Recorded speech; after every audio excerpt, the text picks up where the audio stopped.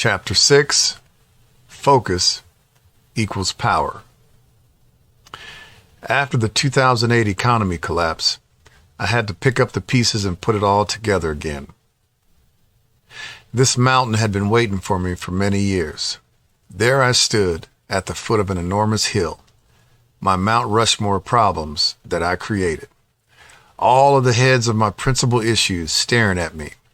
Debt, bad credit, fatherhood, and homelessness. After losing all of my homes, I had to move back in with my dad at 38.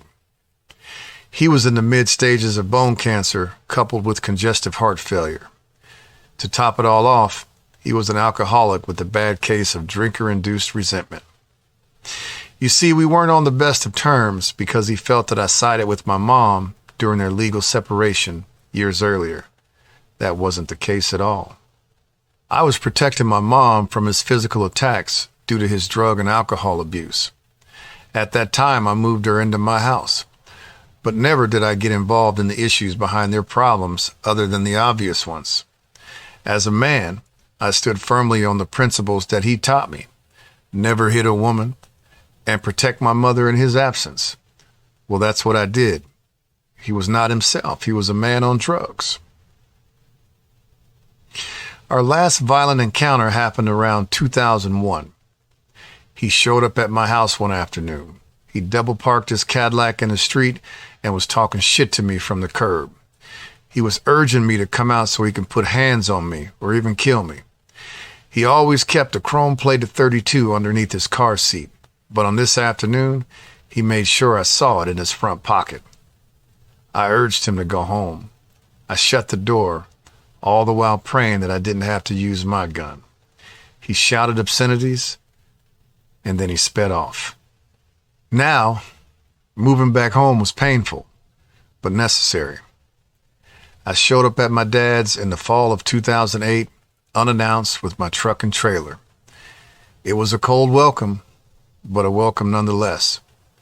He said I could sleep in the back bedroom, but I couldn't use the closet because his clothes were in there, which meant I'd have to live out of my boxes in the bedroom.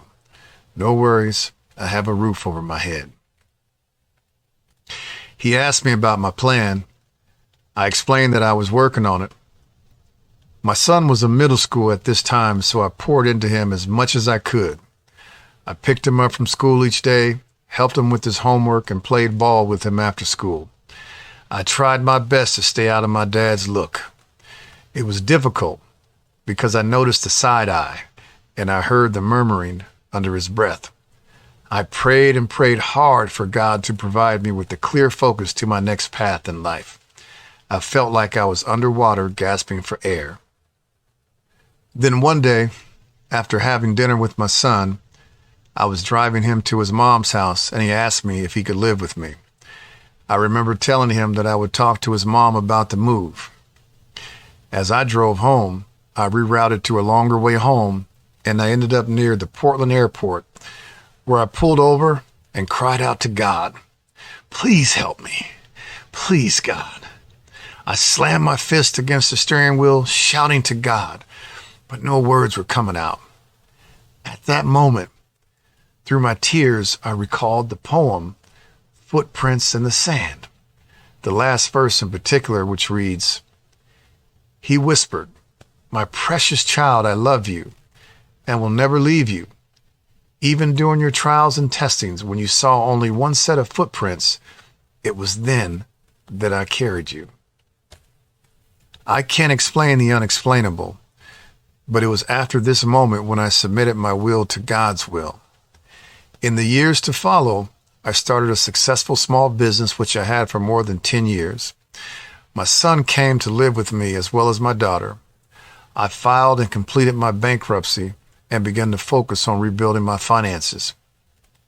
My dad died in 2013. Our relationship was not repaired, but it was better. During his final days, he called me into his room and told me to take care of my mom. He instructed me to move her from the non-assisted senior apartment where she resided back into the house where they purchased together 30 years earlier. He told me to make the necessary repairs to the home to make her comfortable.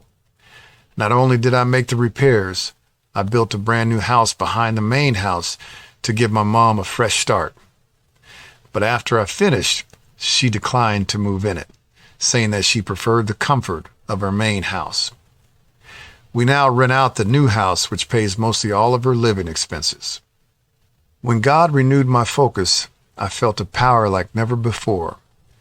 Each day I ask for clarity of mind, which leads to focus and to living a life with power.